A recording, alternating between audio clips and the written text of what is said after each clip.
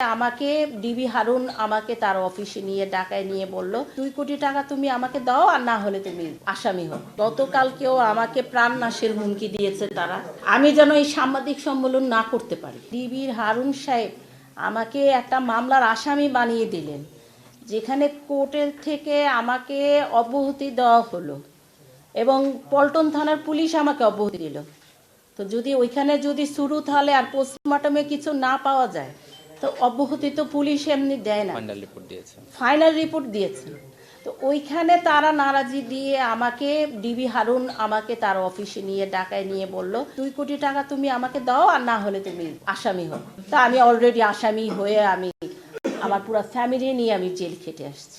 আমি চাচ্ছি যে আমার সন্তানের সম্পত্তিটা আমি ফিরে পেতে চাচ্ছি।